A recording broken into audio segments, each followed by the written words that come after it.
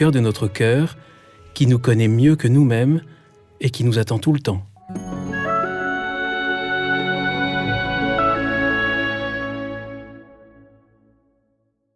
Bonjour chers auditeurs de ZTO, bienvenue pour un nouvel épisode, je suis Guillaume Devoux.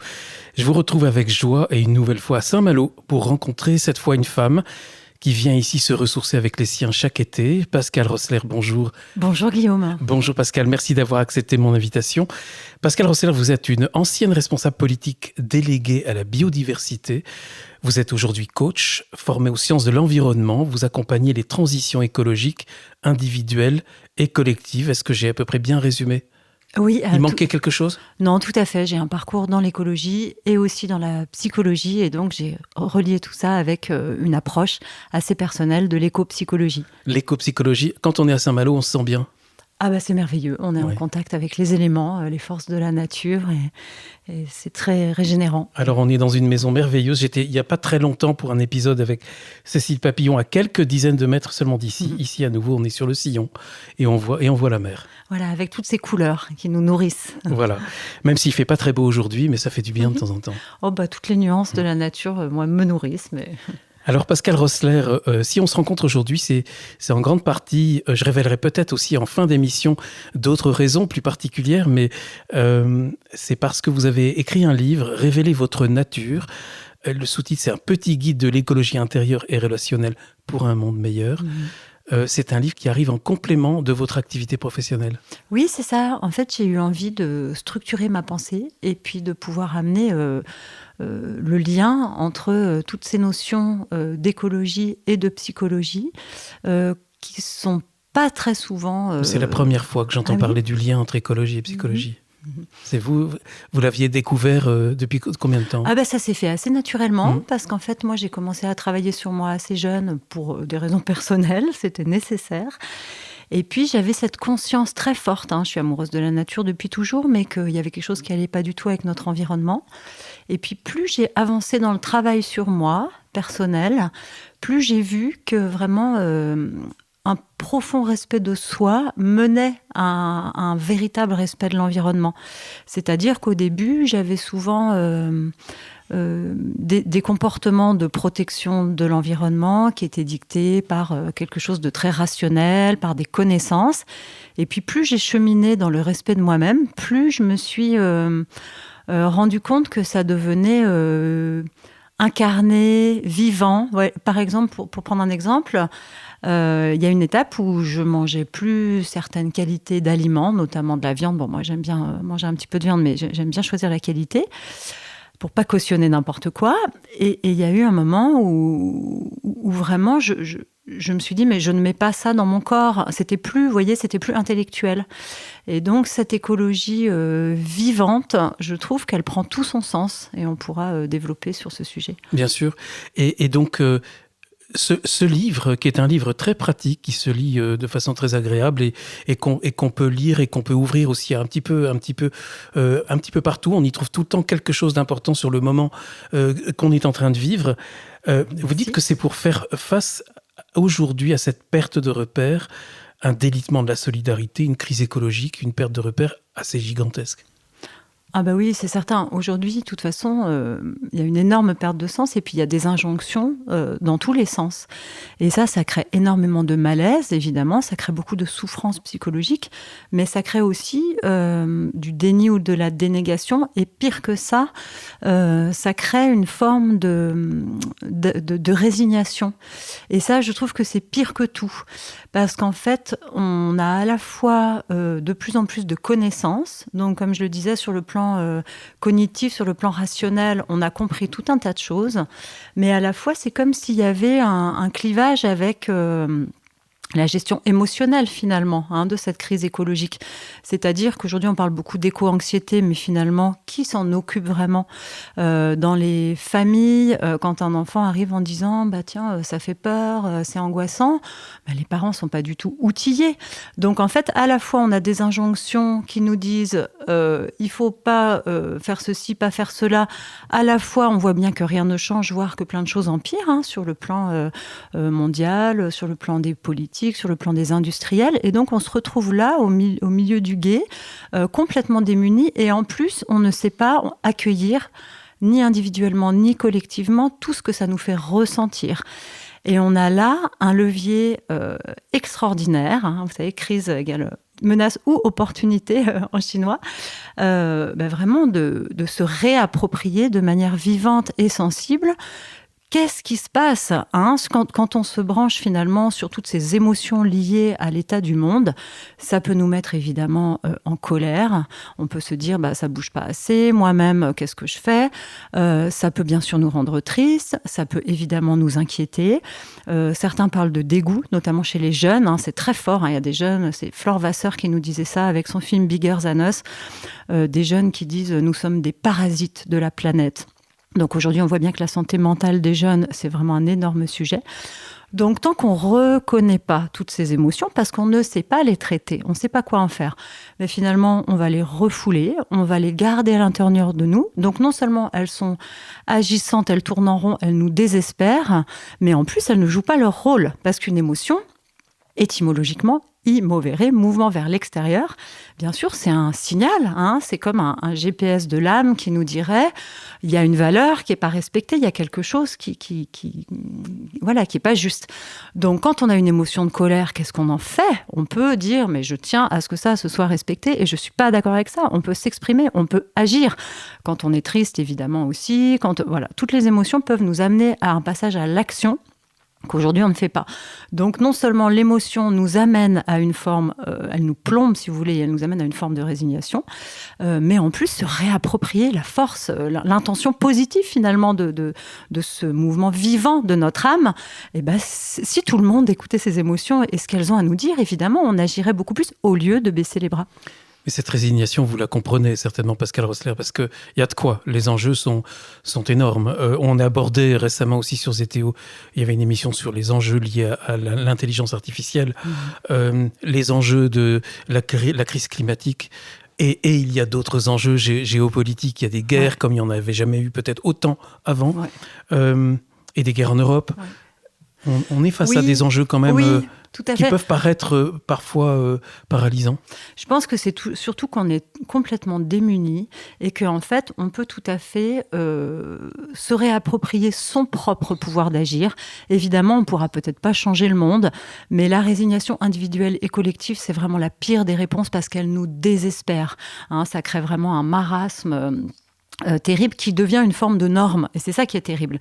C'est qu'aujourd'hui, si on commence chacun par se dire « mais moi », c'est l'histoire de faire sa part du colibri, finalement, ou Margaret Mead qui disait, l'anthropologue, ne doutez jamais qu'un petit groupe d'humains engagés et conscients puisse changer le monde. C'est même toujours ainsi que ça s'est produit. Donc je pense qu'aujourd'hui, et on parle des 35% là, de créatifs culturels, quand on va passer la bascule du nombre de personnes conscientes qui pourront dire mais moi j'assume complètement de pas cautionner ce système finalement, et bien sûr ça peut inspirer tout le monde et on peut avoir une nouvelle norme qui peut advenir finalement à un moment. Et ce que je veux dire par rapport à ça aussi, c'est que on sait, puisque moi j'ai fait des études en coaching et neurosciences et que c'est un sujet qui me passionne, sur le plan donc du cerveau, que plus de 90% de nos schémas quotidiens, donc les schémas mentaux qui nous agissent, qui traversent notre cerveau chaque jour, à plus de 90%, ils sont répétitifs du jour au lendemain et donc conditionnés, et à plus de 90%, ils sont non conscients.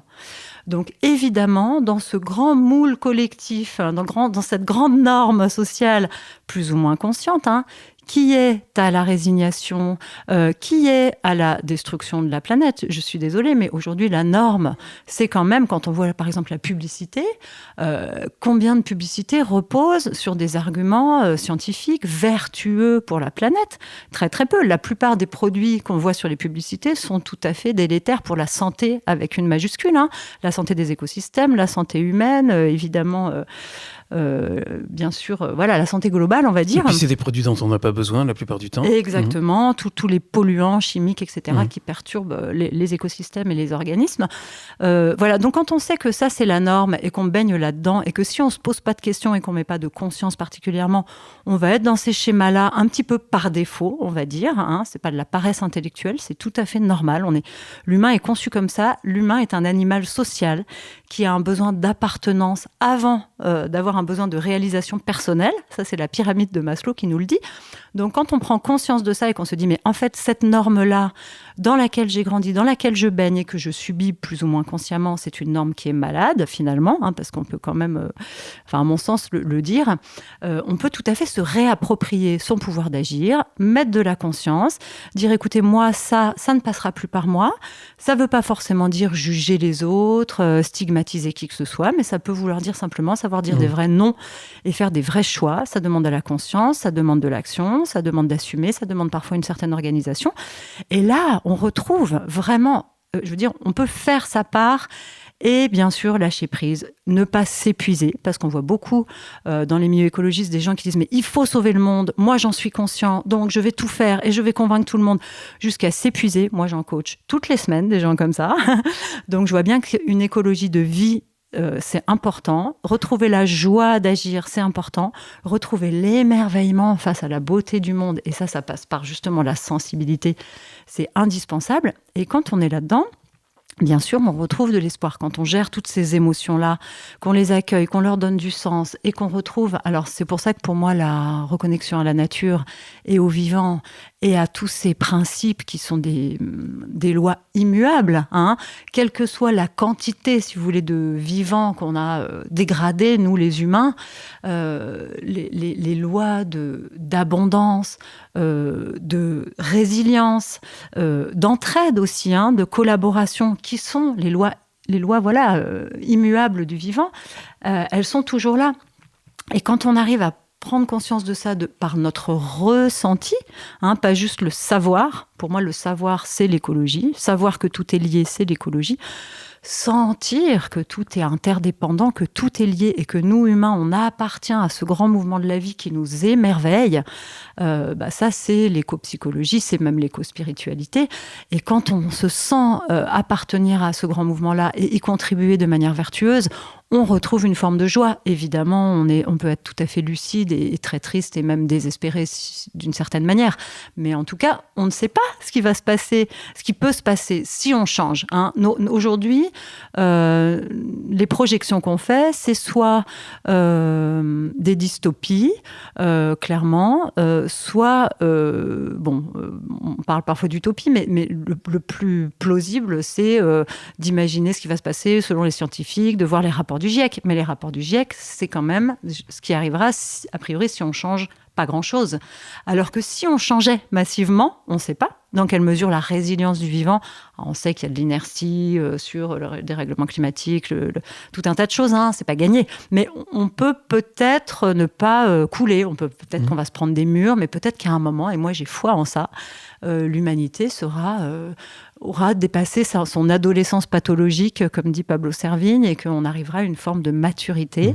Et moi, pour moi, l'idée d'un jour de partir en ayant cette conscience-là, je crois que je partirai l'esprit en paix, même si sur Terre, on n'a pas réussi. D'avoir déjà cette conscience, je trouve que ça aide énormément. Vous avez donné un chiffre tout à l'heure que je n'avais jamais entendu. Vous avez parlé des 35% de créatifs et actifs. Et que le jour où on atteindra ce chiffre-là, oui. En quelque sorte, on sera sauvé. Alors, on est à combien aujourd'hui ? Alors, je ne sais pas du tout. En fait, c'est une étude qui avait été publiée il y a quelques années sur les créatifs culturels. Les créatifs culturels. Voilà, qui parlait en fait de ces personnes conscientes, engagées, qui finalement engagent des transitions et qui inspirent et incarnent une nouvelle norme. Et donc c'est ça le point, c'est cette norme dans laquelle on évolue. Aujourd'hui, pour moi, l'écolo-bashing, c'est vraiment une honte. Au vu de tout ce qu'on sait, oser critiquer les gens qui essayent de respecter le vivant, que ça puisse être la norme, moi, ça me met en colère. Donc, il y a un moment où cette norme, on peut aussi assumer. Le regard des autres, c'est un gros sujet. Moi, je coach des entrepreneurs toutes les semaines, des créateurs d'entreprises régénératrices. Le regard des autres. Voilà. Et beaucoup... Alors, notamment les femmes, mais pas que, ont vraiment un travail à faire pour assumer de dire, moi, non seulement je crée mon entreprise, parce que évidemment, la sécurité de l'emploi, toutes ces illusions de sécurité qu'on a aujourd'hui, c'est une illusion de contrôle finalement, de vouloir être en sécurité. Mais est-ce qu'on est en sécurité dans une entreprise qui vous broie psychologiquement, quand on voit les burn-out, quand on voit la maltraitance psychologique dans les entreprises? C'est certainement pas un gage de sécurité. Donc, quand les gens créent leur emploi à leur image, vertueux, qui s'épanouissent, alors évidemment, ça demande des efforts, etc. Mais évidemment, ils peuvent être très, très heureux et très fiers d'eux-mêmes. Et souvent, ils vont rencontrer, et c'est un processus psychique normal, des projections de la part de tous ceux qui osent pas faire ça, qui n'osent même pas voir véritablement et puis choisir d'avoir des comportements positifs et vertueux à l'égard de l'état de la planète. Ils vont avoir des critiques finalement. Et souvent, les gens sont très sensibles à ça et osent pas assumer parce que la norme aujourd'hui, regardez, on achète des... je reviens souvent à l'alimentation, mais parce que c'est quand même un sujet de base qui concerne tout le monde, qui concerne la santé, qui concerne toutes les politiques publiques. On achète souvent aujourd'hui de la viande en barquette, par exemple, dans les supermarchés. Tout le monde le fait, donc tout le monde considère que c'est normal. Donc tout le monde se dit, je peux le faire. En fait, si on regarde les images des élevages de ces animaux-là, ces élevages intensifs, c'est des images qui sont souvent insoutenables. Donc là encore, quand on voit ça, on dit mais je veux pas manger ce type-là. Et donc ça, c'est la norme. Et on est critiqué quand on dit non, moi je veux pas manger de cette viande. On va vous dire non, quand même t'es pénible. Vous voyez, donc je trouve qu'à un moment il faudrait pouvoir inverser quand même la norme. C'est drôle ce mouvement avec la main que vous venez de faire en disant inverser. Et j'étais en train justement de penser à ma question, oui. Qui était très liée à ce que vous venez de dire, renverser la table. C'est un petit peu ce que vous faites dans le livre, je trouve, parce que tout ce que vous décrivez, Pascale, en ce moment, c'est en fait une sorte de maladie de l'agir humain, de ce que l'homme fait depuis des siècles. Et vous dites, mais en fait, il faut apprendre à aller au faire, cette fois-ci en passant par la case être, plutôt que la case avoir. Ah oui, tout à fait. Ça change tout ? Ouais, tout à fait. Et c'est effectivement ce switch, tout ce qui est dedans et dehors, c'est une loi spirituelle. Moi, je parle pas beaucoup d'éco-spiritualité parce que tout s'incarne du plus subtil au plus dense, à mon sens. Moi, j'ai une foi qui est forte. Mais arriver, par la matière, ça me va très bien. Et comme ça, je peux m'adresser à tout le monde. Après, il y a des personnes qui ont une conscience et une ouverture spirituelle plus forte. Donc, je trouve ça intéressant. Mais effectivement, tout ce qui est dedans et dehors. Et pour changer le faire, il faut commencer par changer l'être, pour changer en profondeur. Donc oui, ce mouvement de switch, je trouve que c'est vraiment important. Et c'est pour ça que la méditation, la contemplation, je veux dire, quand je parlais de reconnexion à la nature, moi, dans les ateliers de reconnexion à la nature que j'anime, on prend le temps vraiment de réhabiliter, de réconcilier, de réouvrir finalement toutes ces connexions à nos sens, à nos ressentis. Et à un moment, d'un seul coup, on se sent dans cette grande trame du vivant, par toute notre conscience élargie. Et souvent, les personnes se mettent à pleurer. Vous voyez, à la fin, il y a des émotions de grâce immenses. Et puis, ça nous harmonise, ce rythme de la nature. Il nous permet d'y voir clair. Il nous ramène à la limpidité sur l'essentiel. Donc, tout ça, c'est des choses... Aujourd'hui, notre société, elle est malade de son temps aussi. Le chronos, le temps chronologique. Le temps social, on est malade de ça, j'en parle dans le livre aussi, parce que le temps de la nature, c'est pas du tout le même. Les temps psychiques, ce sont pas du tout les mêmes. Donc, quand on est soumis en plus à l'information de manière, on parle d'infobésité aujourd'hui, incessante, l'obésité dans l'information, et qu'on est stimulé par des informations sur le plan rationnel, on n'a même plus le temps de rien assimiler, de rien comprendre. On n'a plus de discernement, on n'a plus de libre arbitre. Et surtout, on n'a plus la place de ce silence et de ce calme intérieur où on peut y voir clair. Y voir clair sur quoi ? Eh bien, évidemment, sur la saveur des choses, le relief des choses, l'essentiel des choses. Et tout ce qui nous met en joie, là encore, tout ce qui nous met en train. Donc vraiment ralentir et cette reconnexion à la nature et à notre sensibilité, Ça nous permet très facilement finalement de discerner tout ce qui est superflu et qui nous pollue et de revenir à l'essentiel. Et donc c'est pour ça que pour moi la méditation, la contemplation, la connexion à la nature, c'est vraiment salvateur. Les personnes qui viennent vous voir, Pascal, j'imagine que ce sont pour la plupart du temps des personnes qui sont engagées dans la vie active, qui parfois sont dans des périodes, dans des trajectoires un peu compliquées, qui ont besoin de respirer. Oui. On a tous autour de nous des cas de burn-out, de plus en plus. Comment faire ? Comment pouvez-vous les conseiller ? Puis je pense aux auditeurs qui nous écoutent et qui se sentent concernés ou quelqu'un autour d'eux. Comment faire ? Parce que renverser la table, c'est pas toujours tellement facile. Du jour au lendemain, ça l'est encore moins. On a tous des nécessités et des obligations. Alors on commence par quoi ? Merci beaucoup pour cette très très belle question, parce qu'il y a tellement de personnes qui sont en souffrance avec tout ce qui se passe dans ce monde, et effectivement des burn-out. Moi, toutes les semaines, j'ai des personnes, notamment les femmes, mais pas que. Alors le burn-out, déjà, c'est quand même très souvent un signe de grande conscience professionnelle. Donc souvent, les personnes qui font des burn-out, on a tendance à les stigmatiser, ou elles ont tendance à se dévaloriser, alors que finalement, sont souvent des personnes qui sont très, intelligentes, ou en tout cas qui ont à cœur d'être assez minutieuses, de faire bien les choses, qui sont assez exhaustives. Donc c'est souvent des profils qui peuvent être très sensibles à la surstimulation intellectuelle, justement, à toute cette surinformation, etc. Donc la première chose, c'est de s'accueillir en chemin, là où elles en sont, de se pardonner, de ne pas se culpabiliser. Pour moi, ce qui est important, c'est vraiment cette réconciliation avec toute cette dimension sensible. Donc, accueillir, accepter que oui, on a aussi besoin, notre cerveau, c'est un gros diesel, il a besoin d'oisiveté, il a besoin de silence, il a besoin de calme. Donc, s'autoriser, ça c'est vraiment un gros enjeu, s'autoriser à ralentir.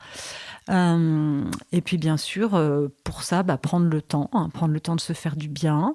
Et puis après, pourquoi pas se faire accompagner. Mais si les personnes qui ont des grands rêves, aujourd'hui, on peut reprendre les rênes de sa vie, on peut reprendre les rêves de sa vie, se faire confiance, et puis assumer, comme je le disais tout à l'heure, par rapport à toutes les personnes autour qui pourront vous dire « Ah ben non, quand même, c'est pas raisonnable, c'est pas possible ». Voilà, ne pas laisser les peurs de l'entourage, les croyances limitantes de l'entourage. Écoutez vos rêves et au contraire, allez les nourrir. En général, les personnes qui sont dans ce cas, qui sont engagées dans la vie active et qui vivent des périodes de souffrance, comme vous en parliez, ou qui sont au bord, ou qui sont dans le burn-out, ça leur est parfois difficile d'avoir la lucidité, de savoir ce qu'il faut faire. Et tous les conseils que vous donnez, ils se disent « Oui, mais moi, je suis sous la pression d'un patron épouvantable ou d'une boîte qui me demande de telle rentabilité, etc. Ou de faire une activité que je n'aime pas, mais j'ai pas le choix, j'ai un crédit, une famille à entretenir. » Tout à fait. Ouais, c'est vrai que c'est parfois un peu le serpent qui se mord la queue. Il faut pouvoir trouver les interstices, finalement, où on arrive à reprendre une forme de souveraineté, pouvoir mettre de la conscience sur qu'est-ce qui est superflu, parce que finalement il y a beaucoup de choses qui sont superflues. C'est aussi souvent des profils très impliqués dans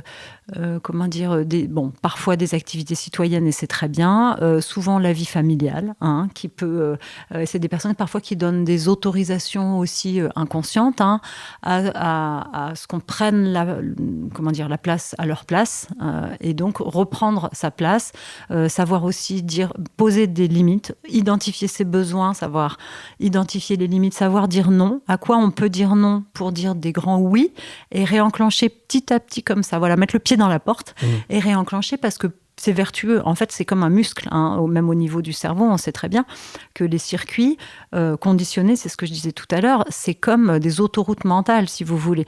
La première fois qu'on va faire quelque chose qu'on n'a pas l'habitude de faire, c'est comme si on partait dans la jungle et qu'on se disait, mais je ne sais pas où je vais atterrir, je ne sais pas ce que je vais croiser, ça va être peut-être plein d'embûches. Donc la première fois, on y va prudent, on y va avec des outils éventuellement, on a un petit peu peur, et puis puis la première fois qu'on a réussi, on se dit mais ça y est, j'ai réussi, j'ai frayé un chemin, donc c'est possible. La deuxième fois on y va, on n'est pas encore très sûr, on peut encore se perdre un petit peu, on se demande s'il ne va pas y avoir un animal sauvage. et finalement, quand on l'a fait, alors on dit parfois 3 semaines, parfois 3 mois, bon, le reconditionnement psychique, ça prend un petit peu de temps, mais ouvrir un circuit cérébral dans le cerveau, ça prend un petit peu de temps, mais c'est pour ça qu'il faut à ce moment-là un peu de courage, de volonté. Il faut vraiment, cette valeur de courage, elle est très importante, je trouve, à notre époque, parce qu'en fait, une fois qu'on a réinstallé un cheminement psychologique, ça devient naturel. Et après, on n'a même pas réfléchi qu'on est déjà à 130 sur l'autoroute. Et donc, c'est pareil pour l'autorisation à prendre soin de soi, à s'écouter. Il faut réussir à enclencher par des petites choses en partant de votre pourquoi. Pourquoi ça vous fait rêver? Pourquoi c'est un grand rêve? Pourquoi c'est indispensable? Qu'est-ce que vous voulez avoir laissé comme empreinte sur cette terre à la fin de votre vie, mais même après? Vous savez, les peuples premiers parlent parfois, on parle de légendes personnelles, ils disent dans 300 ans, quel impact tu veux avoir eu sur Terre 300 ans après? Et oser rêver. Et puis après, ça se met en route. Et bien sûr, on n'ira peut-être pas jusqu'à l'inaccessible étoile, mais on en prendra le chemin.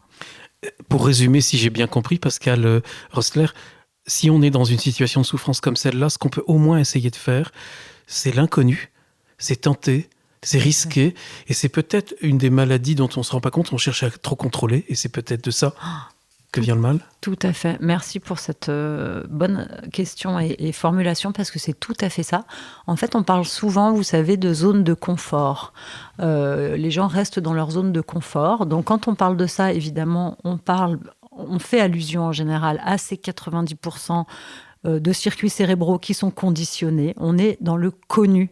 Et c'est pas pour ça qu'on est dans le confort, hein. Parfois, le connu est relativement inconfortable, mais il est connu, il est rassurant, il est acceptable. Et donc, il y a effectivement un rapport au risque, entre guillemets. Et vous savez, les anglo-saxons disent take a chance, prendre une chance. Là, nous, on dit prendre un risque. Donc, évidemment, le cerveau primaire, qui est archaïque et qui est très manichéen, hein, qui est en charge de notre survie, au paléolithique, il ne pouvait pas se permettre de prendre le moindre risque, parce que si vous entriez dans une grotte sans savoir s'il y avait un ours ou pas, ça pouvait tout de suite signifier danger de vie ou de mort. Donc le cerveau primaire, il a tendance à raisonner de manière manichéenne, fuite, attaque, danger égale danger vital, alors qu'en fait, on peut tout à fait raffiner évidemment cet élan-là, aller mettre de la conscience. Quel est le risque? Appréhender le risque, hein. Quand vous parlez d'inconnu, on peut tout à fait se dire, oui, j'ai un rêve, ça me fait sortir de ma zone du connu, peut-être que je vais prendre un risque. Est-ce que je suis prêt à le prendre? C'est quoi le risque exact? Jusqu'où je vais? Moi, les créateurs d'entreprises que j'accompagne, on est donc toute une équipe, hein, c'est au sein d'une entreprise, on leur demande un petit peu, c'est quoi votre trésorerie? Combien de temps vous pouvez vous permettre d'essayer de vous lancer avant de voir si oui ou non ça ramène suffisamment de fruits, et puis éventuellement est-ce que vous avez un plan B? Et comme ça, le risque n'est plus quelque chose qui devient un fantasme qui paralyse l'action, parce que sinon c'est vrai que cette peur de l'inconnu, c'est un réflexe archaïque qui peut nous paralyser. Donc là encore, mettre de la conscience. Une chose m'a frappé tout à l'heure, Pascal, et en fait c'est une acception qui est très connue dans le grand public. Quand on parle de burn-out, on pense surtout aux femmes, comme si les hommes en faisaient moins. Ou est-ce que, je me suis posé la question en vous écoutant, est-ce que ça ne vient pas aussi du fait que les hommes ne veulent pas tout à fait reconnaître qu'ils sont dans un burn-out et qu'ils tiennent encore plus, parce qu'ils se disent, moi je ne peux pas, je suis pater familias, je ne peux pas craquer. C'est vrai que moi, personnellement, je vois beaucoup moins d'hommes qui font des burn-out. Pour autant, ça peut leur arriver aussi, et tout en craquant aussi fort. Après, il y a une injonction, c'est sûr, qui est encore plus forte envers les hommes, à ne pas accueillir et reconnaître leur vulnérabilité. Et ça, c'est un gros sujet, cher à notre ami commun Jean-Philippe de Tonac, qu'on salue, et par lequel j'ai d'ailleurs, c'est par l'éloge de la vulnérabilité que j'ai découvert Jean-Philippe de Tonac, parce que je faisais des recherches sur ce sujet précisément, en me disant, mais c'est quand on aura réconcilié toutes les parties de nous-mêmes, y compris la vulnérabilité, qu'on pourra véritablement être complet, pas forcément toujours heureux, mais complet, entier, et bien sûr tirer les leçons de nos erreurs. Et c'est vrai que c'est surtout chez les hommes que cette vulnérabilité semble confisquée, parce que là encore, il y a toutes les injonctions à sois fort, voilà, qui invitent à ne surtout pas reconnaître finalement tout ce qui peut être perçu comme des faiblesses, s'applique encore plus. Vous avez parlé tout à l'heure, Pascal, des neurosciences qui vous intéressent beaucoup. Et vous parlez dans votre livre de la plasticité du cerveau humain qui nous permet de nous reprogrammer. Ça paraît difficile d'imaginer, vous en parliez tout à l'heure aussi au niveau des peurs entre le mot chance et le mot risqué. Ça paraît difficile de penser, vous dites, on a 90% qui est programmé en nous ou qui est déjà circuité. Comment faire pour changer ça ? J'adore votre question parce que c'est un énorme enjeu dont finalement on a si peu conscience alors qu'il est tellement colossal cet enjeu-là. En fait, ça passe vraiment par ce que je disais, c'est-à-dire commencer par vraiment mettre de la conscience, voir qu'est-ce que je choisis véritablement. Parce que dans les 90% évidemment qui sont conditionnés, il y a tout un tas de choses qui sont conditionnées par choix réel et profond et à bon escient. Quand on a conditionné le fait de conduire sans réfléchir ou quand on a intégré certaines valeurs, certains fonctionnements qui nous conviennent et qui nous servent, mais ça c'est formidable, donc il faut absolument le garder. Par contre, c'est vrai que dans ces 90% conditionnés, il y a tout un tas de choses qui peuvent venir de l'éducation, de la société, de croyances limitantes, de toutes ces normes, de toutes ces injonctions, évidemment aussi de certaines blessures, de certaines peurs, de certaines protections ou surprotections, notamment transgénérationnelles. Et là, je fais un clin d'œil à notre amie Sandrine Chenives. Et donc, pour moi, prendre la mesure de l'enjeu de cette plasticité cérébrale pour véritablement mettre de la conscience sur qu'est-ce que je choisis, qu'est-ce que je subis, c'est redonner un sens au mot liberté. Et cette neuro-liberté, finalement, pour moi, là, on a l'humain augmenté, pour moi, il est là. Voilà, on a cette capacité à vraiment se libérer. C'est pour ça que le livre s'appelle « Révéler votre nature », se libérer de tous ces conditionnements qui peuvent nous limiter. Et c'est vraiment un choix. Donc ça commence par la conscience et ça continue par l'action.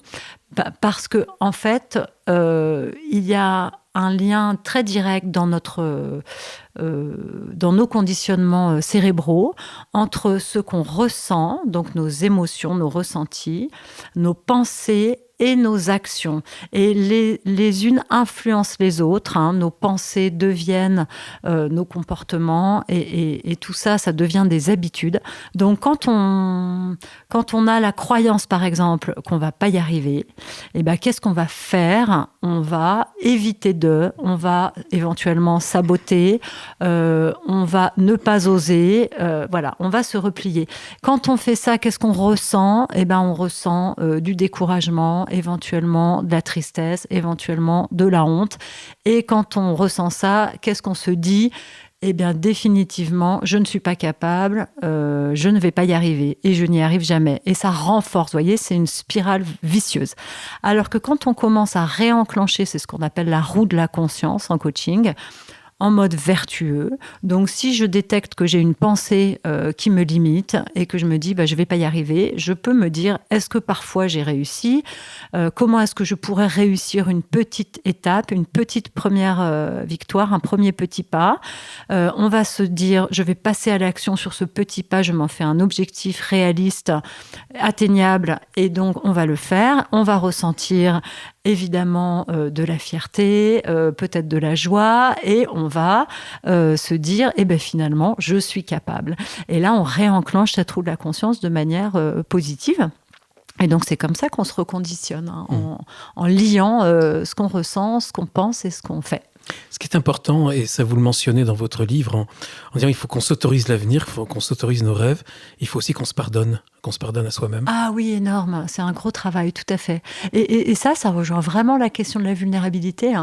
Homme ou femme, c'est vrai que tant que je pense qu'on est dans cette culpabilité un peu inconsciente, parce que quand je parlais du dégoût, on se dégoûte, ou parfois on est en colère contre soi-même, quand on n'arrive pas à faire ce qu'on voudrait pour être respectueux de l'environnement, l'environnement, et bien évidemment, c'est comme s'il y avait un schéma inconscient de punition, finalement. Et donc, accepter toutes les parts de soi, accepter qu'on est dans ce modèle. Vous savez, je crois que c'est Paul Éluard qui disait « Il existe un autre monde, mais il est dans celui-ci ». Et donc, on a tous en nous du meilleur et du moins bon. Parfois, chez les écolos, c'est tentant d'entendre ceux qui opposent, là encore, toujours cet esprit de compétition, de séparation. Ah bah oui, lui, c'est un vrai écolo, bah lui, c'est pas un vrai. Voilà, ou de critiquer. Et finalement, on a tous des aspirations vertueuses et respectueuses, et puis des fonctionnements qui sont issus de notre moule dominant. C'est très compliqué aujourd'hui d'avoir aucun impact. Les personnes qui veulent pas avoir d'impact du tout et qui disent « moi, je veux être un écolo parfait », à mon sens, en tout cas, c'est pas possible. Tant qu'on vit, on a un impact. Alors évidemment, on peut avoir un impact le plus positif possible, mais dans notre monde tel qu'il est aujourd'hui, c'est compliqué. Donc, commencer par prendre conscience de ça et effectivement se pardonner. C'est une première étape pour dire maintenant comment je vais faire de mon mieux. C'est l'optimalisme, cher à Tal Ben-Shahar, un livre que j'aime beaucoup parce que beaucoup de gens sont assez perfectionnistes quand on a cette conscience de tous ces enjeux, etc. Et faire de son mieux, ça veut dire je fais ce qui est de mon ressort, ce qui est en ma capacité, en conscience. Il y a des choses, j'arrive pas à tout faire comme je voudrais parce que j'en ai pas l'énergie. Sinon, je vais m'épuiser et de toute façon, je vais me décourager parce que je n'aurai plus d'énergie. Et puis après, lâcher prise. À un moment, le lâcher, c'est important aussi. Une des pratiques auxquelles vous encouragez, Pascale Rosler, alors là, vous avez peut-être inventé un terme que je ne connaissais pas, la rigologie. Ah non, pas du tout, ça existe. Pas inventé, ça existe, mais je ne connaissais pas.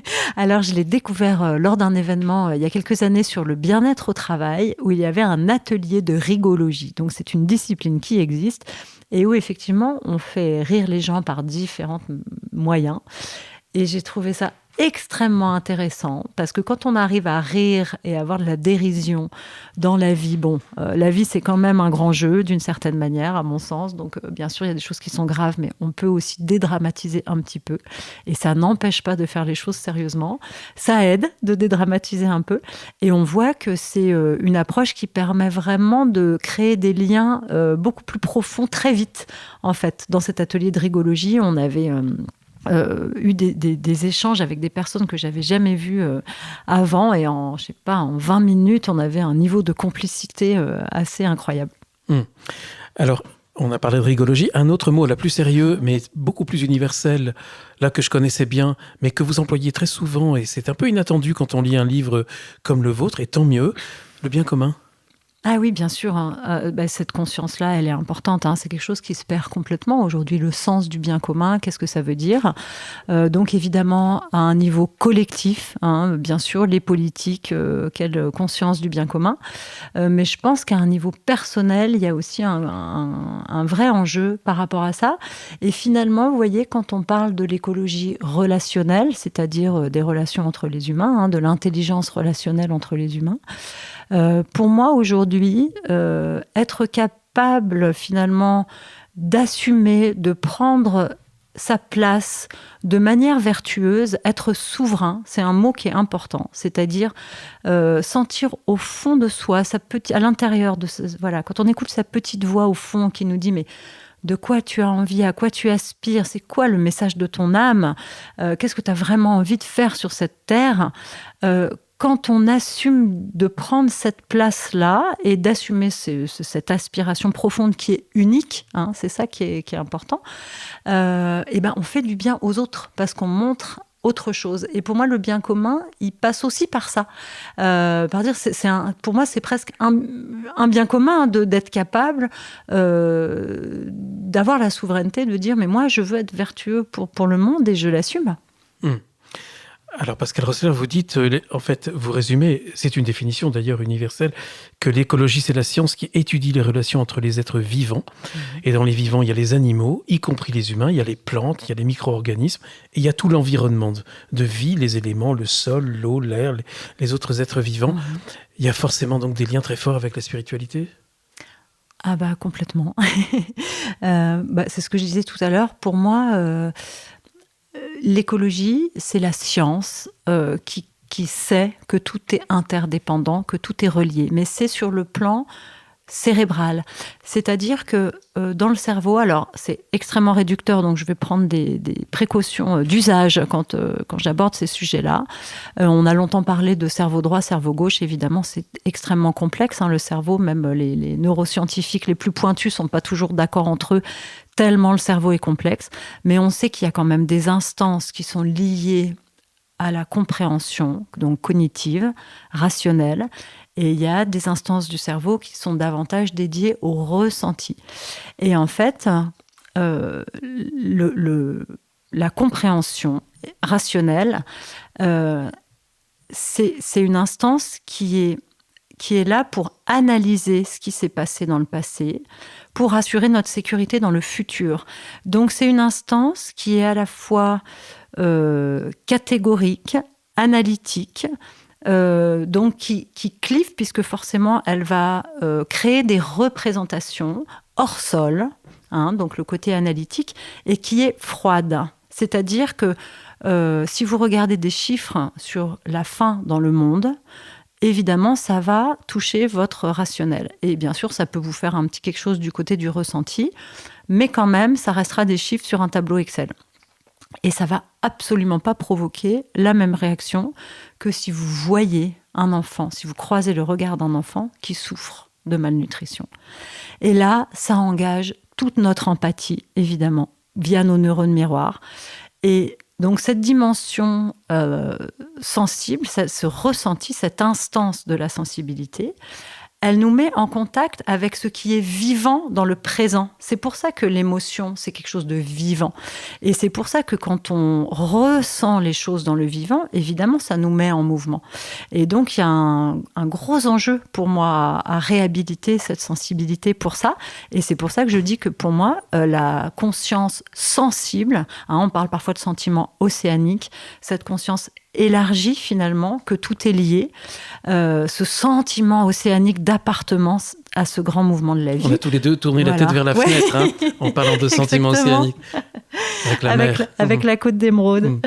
Et ben là, évidemment, c'est pour moi, c'est ça, c'est la spiritualité. Et d'un côté, la conscience cognitive, c'est l'écologie, et la conscience sensible que tout est lié, bien sûr, c'est la foi. Pascal Roussel, je trahis un tout petit secret. Souvent, les auditeurs me demandent comment je rencontre les invités de ZTO. Alors souvent, c'est en fait les invités qui me permettent de rencontrer un autre invité. Vous avez tout à l'heure parlé de Sandrine Chonives. C'est grâce à Sandrine que j'ai rencontré Jean-Philippe de Tonac. Et c'est Jean-Philippe qui m'a permis de rencontrer Éric de Kermel, avec qui j'ai eu l'occasion de produire une très très belle émission au mois de, c'était au printemps, sur son livre L'archipel de Claire. Ça se passe pas très loin d'ici. Et c'est Éric qui m'a parlé de vous. Et tout à l'heure, vous parliez non, on n'en a pas parlé, mais moi j'étais à Uzès. C'est votre terre, vous venez tous d'Uzès, il y a un mystère Uzès. On en a parlé, j'étais il y a quelques jours à Uzès pour faire ces rencontres que j'ai notamment vécues avec Jean-Philippe et avec Sandrine à nouveau. Vous n'y étiez pas. C'est intéressant qu'on se retrouve ici en terre malouine, sur mes terres. Vous confirmez, Uzès, c'est un lieu assez incroyable. C'est vrai qu'il y a une belle conjonction de richesses, on va dire, à plein de niveaux. Vous en êtes un nouvel exemple. Enfin, vous n'êtes pas dans Uzès même, mais tout près. Oui, on est en pleine nature, au nord d'Uzès, dans un endroit merveilleux, dans une zone Natura 2000. En pleine nature, moi j'ai fait un pacte avec la nature en arrivant dans cette ancienne bergerie qu'on a retapée. Et effectivement, Sandrine, Jean-Philippe et Éric sont des personnes très chères à mon cœur. Et avec Éric, justement, vous animez ensemble des ateliers. Alors ça, c'est original parce qu'Éric est écrivain et ce sont des ateliers aussi au cours desquels il y a des ateliers d'écriture. Voilà, tout à fait. Est-ce qu'on appelle tous les participants aussi à développer leur écriture ? Oui, alors moi j'anime des ateliers de reconnexion à la nature et sur l'éco-anxiété, l'éco-psychologie on va dire. Et avec Éric, on a créé effectivement ensemble une offre qui lie la reconnexion à soi et à la nature et l'écriture. Et en fait, donc ça s'adresse plutôt à des personnes qui ont envie d'écrire, parce qu'il y en a beaucoup aujourd'hui et c'est une très bonne nouvelle, parce que l'écriture est un moyen formidable de transmettre. Il y a tellement de choses qui se perdent. Vous voyez, dans une génération, je trouve que c'est une grande tristesse de voir qu'on capitalise pas sur tout cet héritage magnifique et précieux de certains de nos ancêtres, etc. Et donc, le but de ces ateliers, c'est bien sûr, avant d'écrire, d'être vraiment en connexion profonde avec ce qui compte pour soi, dans une conscience, là, comme je le disais tout à l'heure, élargie, donc avec cet émerveillement que procure la connexion à la nature et finalement cette vitalité, parce que c'est vivant. Voilà. Quand on est en connexion comme ça, avec toute cette vie, ce foisonnement de vie autour de nous, on a toutes les dimensions vivantes en nous qui ressortent de manière très forte. Et donc, c'est ça un peu l'idée. C'est dans un cadre naturel très fort, je crois. Oui. C'est dans les garrigues de Luçon, donc au nord d'Uzès. Au nord d'Uzès. Et vous-même, dans quelques jours, Pascale, vous partez. Vous allez complètement vous mettre au vert. Vous avez loué un van, je crois, et vous partez toute seule. Oui. C'était étonnant, vous m'avez dit ça avant l'émission, pour vous ressourcer. Voilà, c'est une première. En fait, chaque année, moi, j'ai un grand besoin de solitude qui n'est pas toujours assouvi. La contemplation, la vie intérieure, c'est quelque chose qui est très important pour moi, parce que j'ai une tendance overthinking, et puis j'ai une vie qui est bien remplie, on va dire. Et donc, régulièrement, je faisais des retraites, et je fais régulièrement des retraites de différentes manières, on va dire. Et cette année, je voulais être en Bretagne, sur ces terres si fortes. Et en fait, j'ai eu cette idée de louer un van pour aller découvrir des coins de Bretagne que je ne connais pas et être vraiment libre d'aller où je veux. Et donc de le faire toute seule avec ma guitare et mes aquarelles. Et est-ce que vous avez un programme très précis pour ce road trip ? Alors, pas vraiment, c'est plutôt... Un peu d'inconnu. Voilà, un peu d'inconnu, tout à fait. Se laisser surprendre. Je dois avouer, Guillaume, que l'idée quand même derrière, c'est aussi de repérer un petit peu les petits coins de Bretagne qui vraiment me parleraient, parce qu'on a quand même un grand rêve un jour, pourquoi pas, de venir s'installer en Bretagne. Non, mais il ne faut pas quitter Uzès quand même, je crois que... L'idéal, ce serait d'avoir les deux, mais est-ce bien raisonnable ?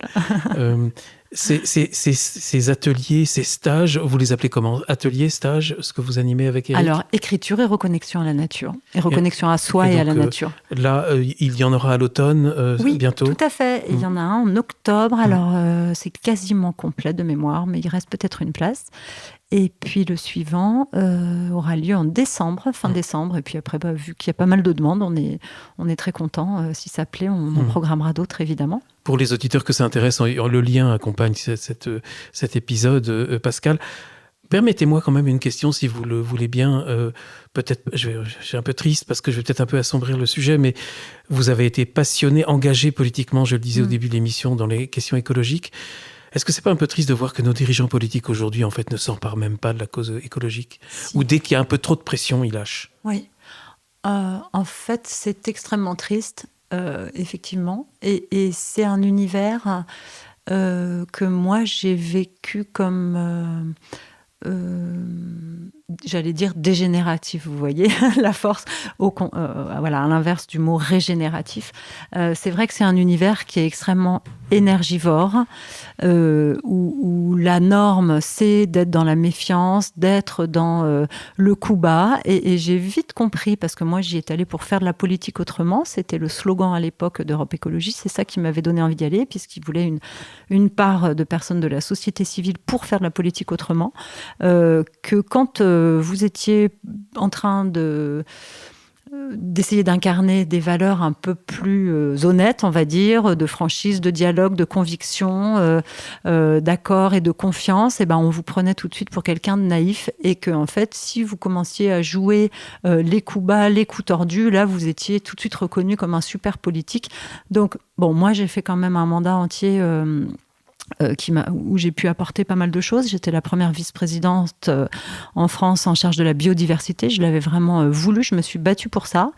Et j'ai trouvé ça très instructif.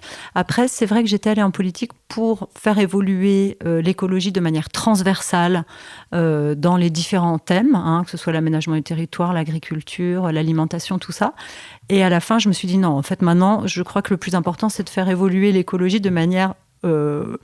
vraiment verticale avec justement incarné, en incarnant cette écologie humaine. Mais pour autant, moi, j'invite vraiment les gens à ne pas déserter, parce que c'est encore une question de normes. Plus on se dira c'est un monde pourri donc j'y vais pas et de toute façon c'est foutu, moins ça changera. Parce qu'en vrai, quand il y a eu 16%, je ne sais pas pour faire de la pub pour les écologistes, mais quand il y a eu 16% d'écologistes à certaines élections... Ça, c'était il y a longtemps. Voilà, mais ça a pesé vraiment et on a pu faire des choses extraordinaires qui conjuguent évidemment économie, écologie et sociale. Il faut arrêter de croire qu'il faut opposer. Au contraire, on en crève.